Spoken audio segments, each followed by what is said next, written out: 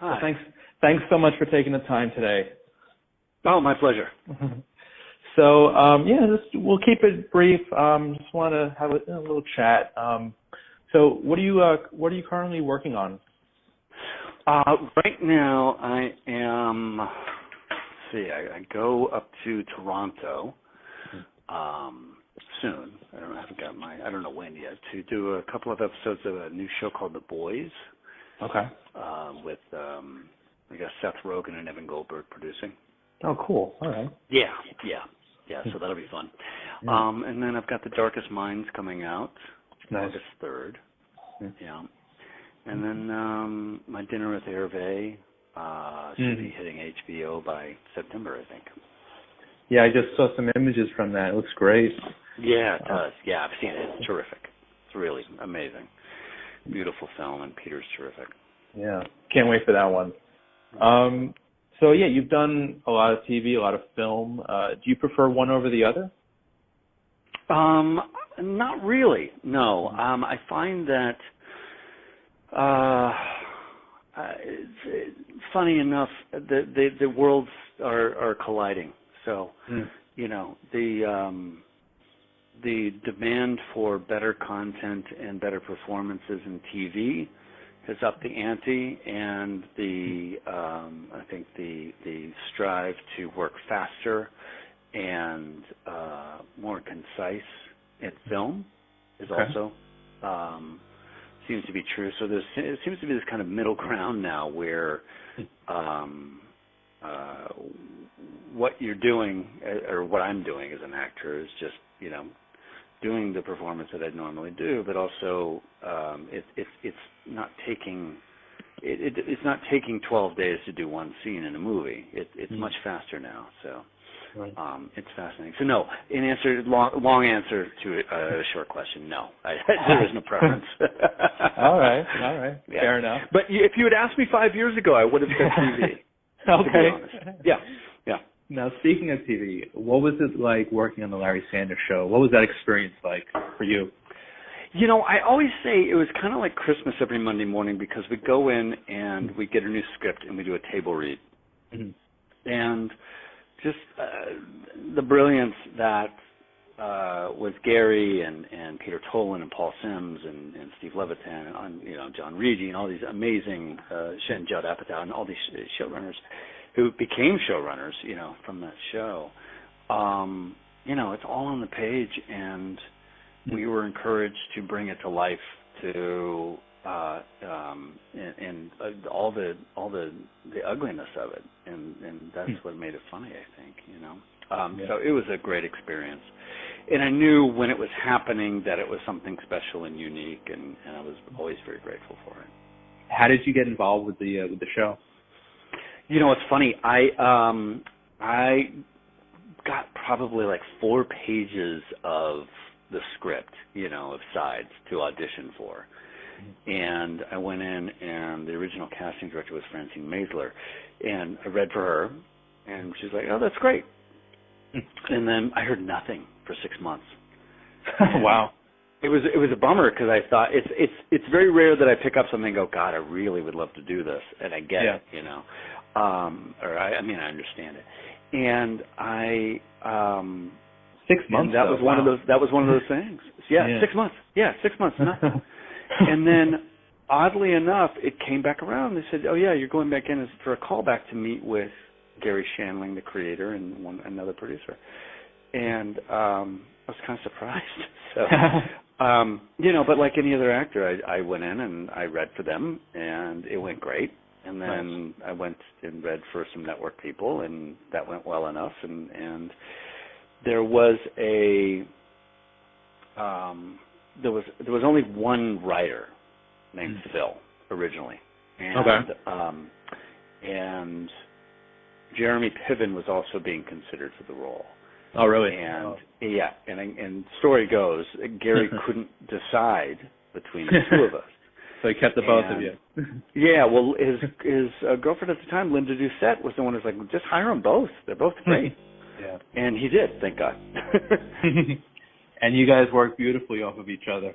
Yeah, it was fun. It was fun. Yeah. Yeah. What was that like? Like, did you do a lot of rehearsals together? Did you read together? Like, did you hang out when the cameras weren't rolling? Not too much. It's funny because I think actors just have their own lives. I mean, we did a little bit, but everybody had their own lives, and I definitely had a very different life than what any other young actor was having at that time. I was married. I had 2 kids, and they're young and single and running around, and I'm young and married and not running around. So that was my experience, but we were really encouraged to improv and explore, and so Jeremy comes from that school too, so he really likes to create a world around the world that's already on the page, and so there was a lot of stuff where we would just kind of riff, or he would start the scene before starting the scene, with something that would get him into the scene, Right. So it was, you never knew what you were going to quite get, so it was kind of fun. It kept me on my toes, for sure.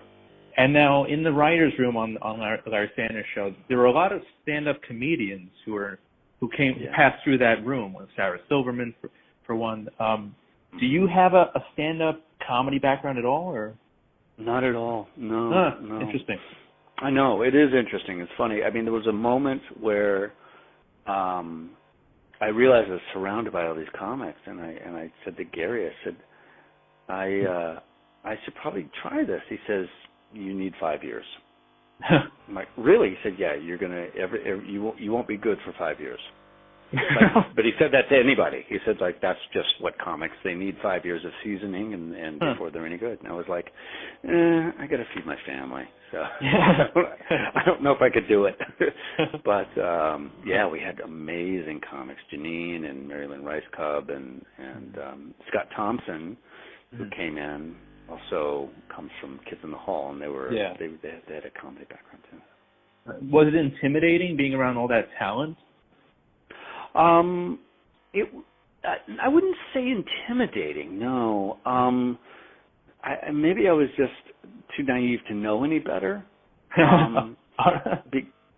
It just felt like artists who wanted to make something better every step of the way. And Gary was very instrumental in that. He really encouraged us as actors to do the best we could do, and there was no dumb idea, and I learned a lot. I definitely suggested some stupid ideas, and they were like, that's not for the show. I'm like, okay, and then I would just understand and correct, and come in and have a sensibility for just really finding the truth. I think that's what Gary was always kind of after, was just finding the truth of what these people, living in these imaginary situations, but living very really, very, very truthfully. So. Yeah, it felt real. Like, it really did feel like you were watching human beings, like, interacting with each other. It was really, really special show. Yeah, that was all Gary. He really he wanted that, and he hired Peter Smokler, our DP, who shot Spinal Tap, and nice. And the way Peter tells it is the way how he got Spinal Tap was that Rob Reiner saw a documentary he'd shot and was like, I need you to shoot this movie. He's like, okay, this isn't a documentary. He goes, no, I want it to look like one. So it's like Peter really sculpted that for not only for Spinal Tap but also for our show. When we're walking down hallways talking to each other, Peter's on rollerblades and being pulled backwards. That's funny. And holding the camera, and we'd shot on 16 millimeter film, and so it had a grainy effect and everything. Right. So. And the Larry Sanders Show basically is a pioneer for modern American television because it's got that strong mockumentary feel. What is it like feeling like you're a part of a TV icon? That's funny. It's a really interesting question.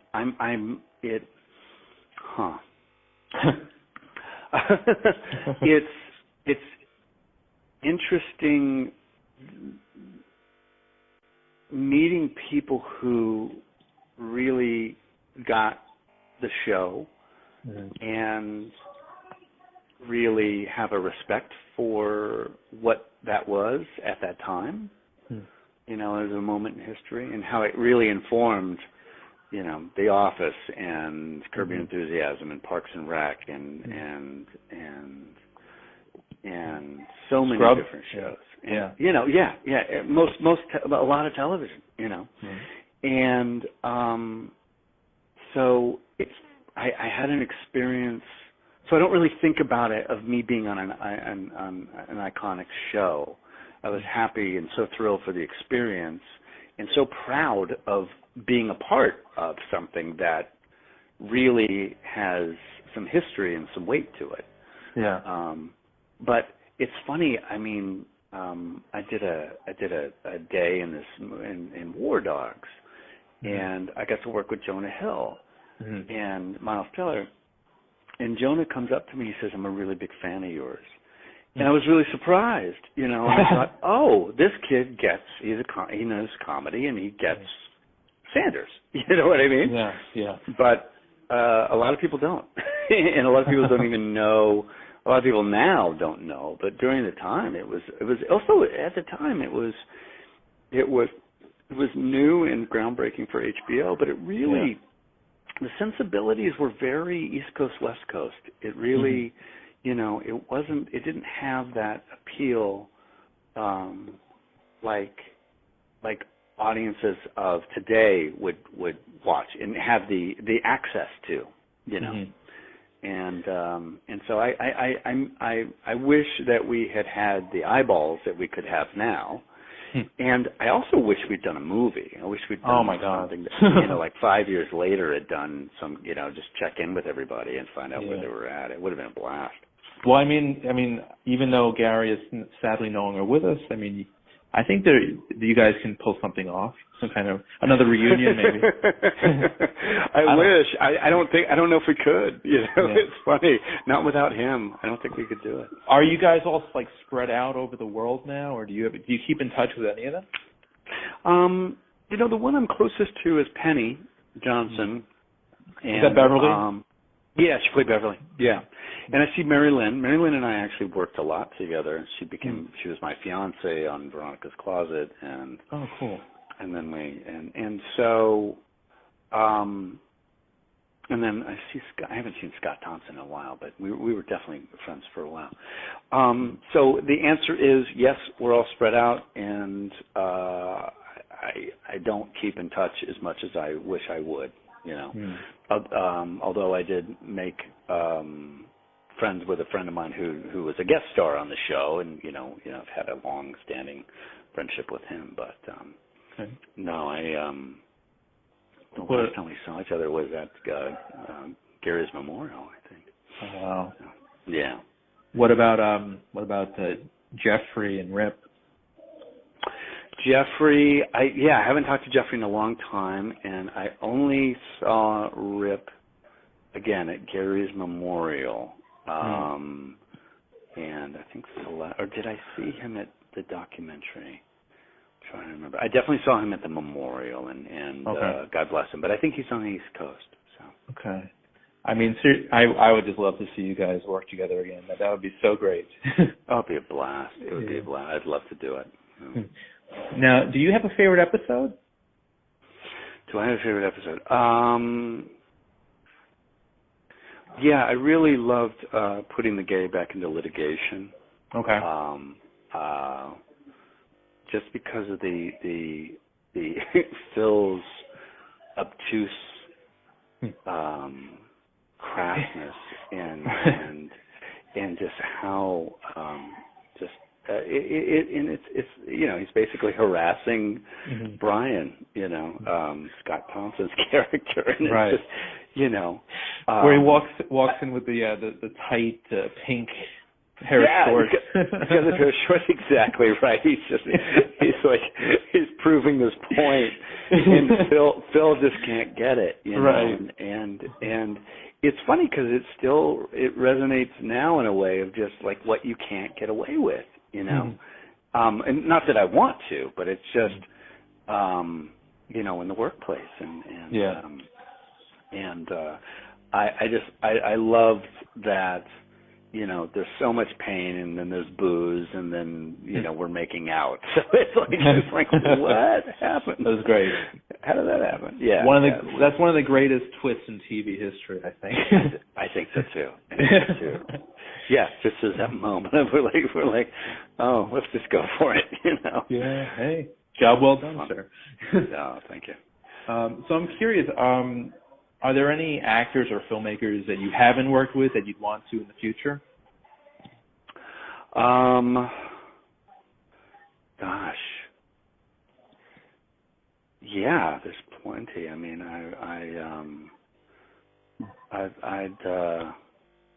it's funny. It's always one of those questions that I think people get on the spot with. There's so many young and new talented directors. But I'd love to work with Scorsese. I'd love to work with Woody Allen. I'd love to work with some of the icons. I could see you I could definitely see you in a Woody Allen movie. I would love. You know what? Look, I mean, Woody's personal agenda aside, I grew up watching his films, and he really kind of informed my comedy as well. So, just to work with him would be great. But yeah, like Gary Oldman and Gabriel Byrne and I got to work with Anthony Hopkins and Hitchcock just for a moment, but it was terrific. And I got to watch him blow his lines, in Call for Lines, and I was like, oh my God, it happens to all of us. That's great. That's funny. Yeah, it's very encouraging actually. Nice. And speaking of like well-known actors, talented actors. And I think you were painfully underused in Battle of the Sexes. Oh, thank you. Such a good movie, and I want to see more of you. You were, Thank you. Yeah, I appreciate it. I love those guys, Jonathan and Valerie, and they've just been so kind to put me in their movies. And but working with Alan was terrific. And you were great together. Amazing, and Sarah, and you were with Sarah knocked it out of the park. Yes, exactly. And Sarah knocked it out of the park. Just great. Just glad. And then the guys I didn't get to work with were Bill Pullman and Steve and Emma. His cronies and stuff. And so it's it's a great cast, and Andrea, I'm going to say her name wrong, Andrea Riseborough is just so stunning to watch work. Yeah. She really is not a lazy actor at all, and transforms herself. She's very chameleon-like. So it's a great experience. I wish I had more too. So I'm curious, what do you look for when you select a role?